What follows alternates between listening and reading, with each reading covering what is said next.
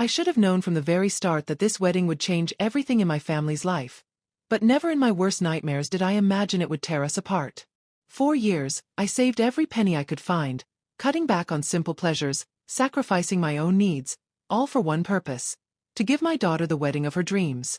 A perfect day, full of love, surrounded by family and friends.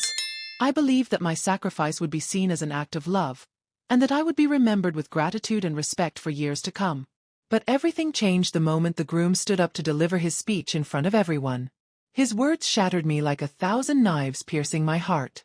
He called me a useless burden, right there, with 200 people listening. The room exploded with laughter, but my body froze. My daughter's smile was cold and distant. She looked away, as if she had nothing to say. How could someone I had supported so much, helped through thick and thin, say something so cruel and humiliating? How could my own daughter stand silently and not defend me? On that day, I realized that paying for everything, from the venue to the flowers, the food, the music, did not buy me respect or love. It bought me humiliation. I was no longer the caring mother. I had become a burden. My heart broke in ways words cannot describe. Before the wedding, everything seemed perfect. I convinced myself that love and sacrifice would be enough to bring us together. I wanted to believe that money was just a tool to create happiness, not a weapon to divide us. But I was wrong. Sometimes, love isn't enough. Sometimes, money speaks louder than feelings, and it exposes the true nature of those around us. I want to share my story with you. Not for pity, but as a warning. If you've ever felt unappreciated, taken for granted, or treated like you don't matter despite all you've done, you are not alone. This story is for anyone who has sacrificed so much, only to be betrayed by those they loved most. Let me take you back to the beginning, when I made the choice to pay for my daughter's wedding, hoping it would bring us closer, unaware that it would set the stage for the most painful day of my life. 4 years before the wedding, I lived a life of quiet sacrifice. I worked 2 jobs, skipped vacations, and watched my own dreams fade away, all for my daughter. She was my world, and I wanted nothing more than to see her happy. When she got engaged, I promised myself I would do everything in my power to make her wedding day unforgettable. Her fiancé wasn't wealthy. He worked odd jobs here and there, barely making enough to cover his own expenses. I didn't mind. I told myself that love was all that mattered. Money, I believed, was just a tool, a means to an end. So I began saving, setting aside every spare dollar in a small jar, cutting back on groceries, selling things I didn't need. I watched my own bank account dwindle, but I never complained. This was for my daughter. The planning was exhausting. Days spent negotiating with florists, bakers, and venues. Nights filled with phone calls, emails, and sleepless hours.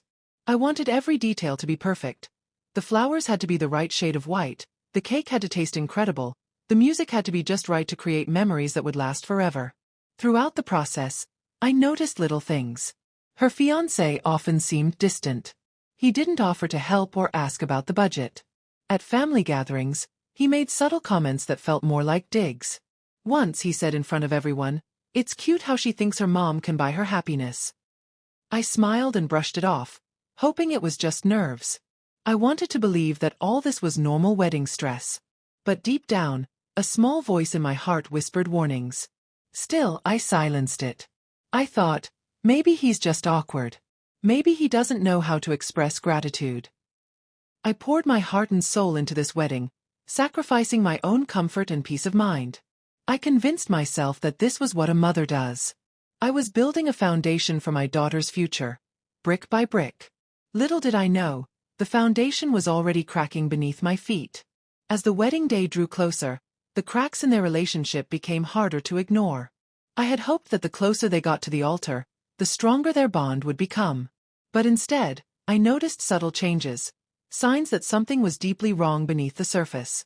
At family dinners, the fiancé grew more distant, his smiles forced and his words curt. When I tried to strike up a conversation or ask about his plans for the future, he would dodge the questions or change the subject.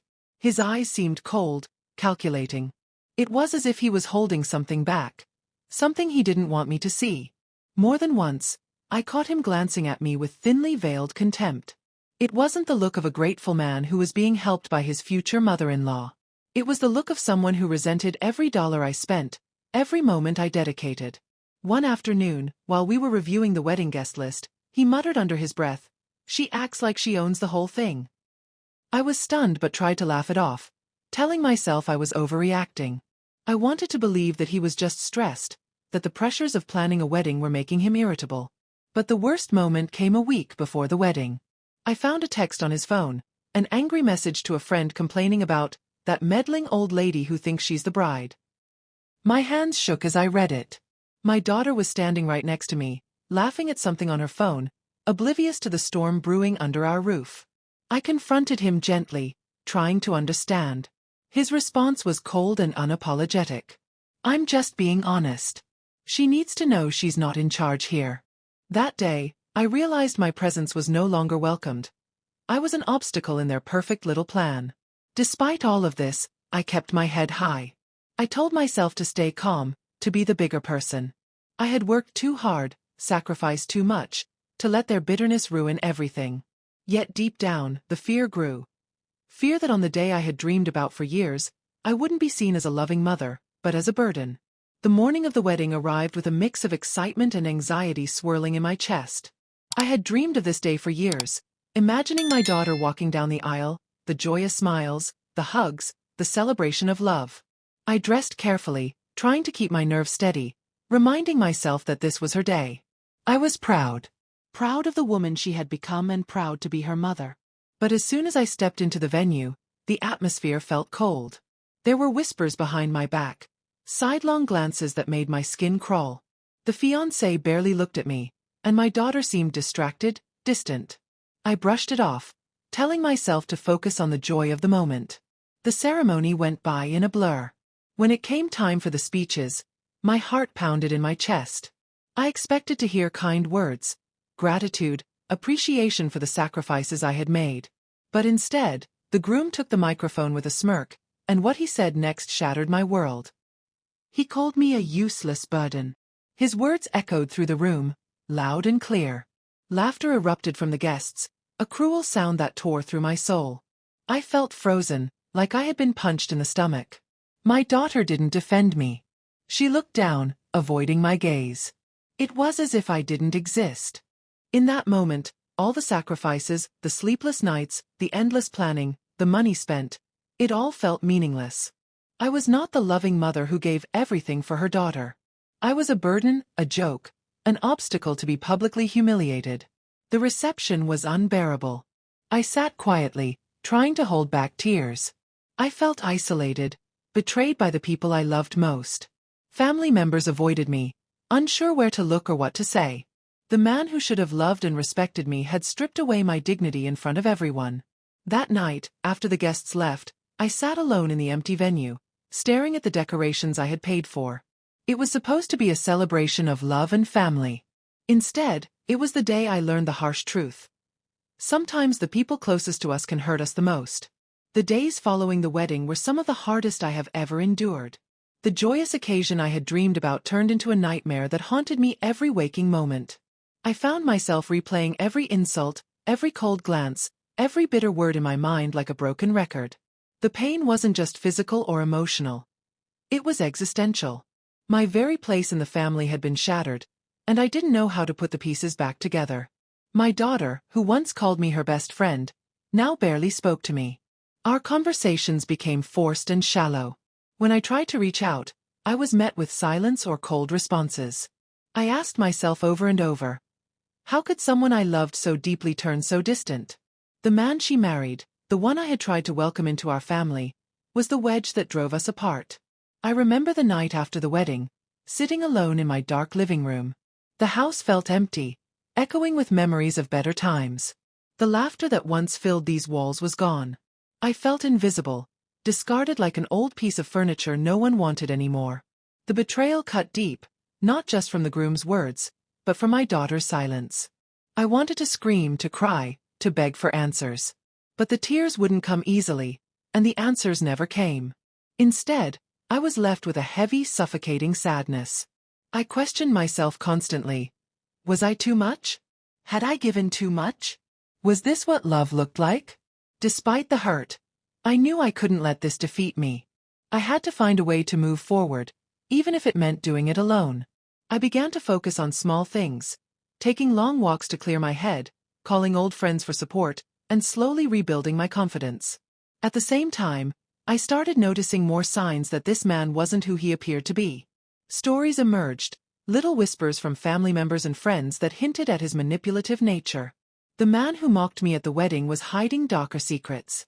But the hardest part was accepting that my daughter might never see me the way I wished she would. Acceptance was bitter, but it was the only way to protect my heart from breaking completely. In the weeks that followed, I began writing down everything. The pain, the memories, the hopes shattered and the small victories. Writing became my therapy, a way to make sense of the chaos swirling inside me. It was during this time of reflection that I realized something crucial. This was not the end of my story. It was just a painful chapter. A chapter that I would survive, and eventually, overcome. After that night, I was broken. Not only by what happened but by the silence of those who should have stood by my side. The fiancé's betrayal was painful, but my own daughter's indifference was an even deeper wound. Every day, the memory of those cruel words echoed in my mind, eating me up inside. I felt like I had lost everything. My family, my dignity, even my hope. But something inside me refused to give up. I knew I couldn't keep hiding in pain. I needed to find a way to take back control of my life, my story. It wouldn't be easy, and it certainly wouldn't be quick, but I was determined to fight for the respect and justice I deserved. I began reflecting on everything that had happened. Every gesture, every look, every word that hurt me started to make sense. That man never truly wanted to accept me, and my daughter, out of fear or influence, chose to distance herself from me. I could no longer allow them to destroy my self-esteem and peace. The first thing I did was seek help. I talked to close friends, people who had known me forever and could see how much I had sacrificed. They supported me and encouraged me not to stay silent, not to accept being treated as a burden. I also went to a therapist to learn how to deal with the pain and rebuild my confidence. In the middle of this storm, I started thinking about the future. It wouldn't be an easy path, but it was possible to rebuild my life, step by step. I decided I wouldn't let that humiliation define who I am. I am not a burden or useless, as they said. I am a strong woman who gave everything out of love and who is now ready to care for herself. I began setting clear boundaries. I cut off contact with people who hurt me and focused my energy on my own recovery. I also started researching my rights to protect my assets and dignity. Every small step was a victory. Each day a little more strength. Then came the hardest decision, to confront my daughter. We needed to talk, expose our wounds and resentments, and try, at least, to understand what drove us so far apart. It wasn't to reverse her decision, but to make it clear that I would no longer accept disrespect. That moment was a turning point. It wasn't easy, the words hurt, the memories stung, but it was the beginning of a new phase. Self-care, empowerment, and perhaps the rebuilding of bonds, even if different from what I dreamed. Today, I am still on this journey. Every day is a challenge but also an opportunity to grow and love myself more. I know I can't change the past, but I can decide how to live the present and future. If you are going through something similar, know you are not alone. The pain exists, but so does the strength. And believe me, sometimes the greatest act of love is loving yourself enough to walk away from what harms you. After confronting my daughter and setting firm boundaries, I felt a weight lift from my shoulders.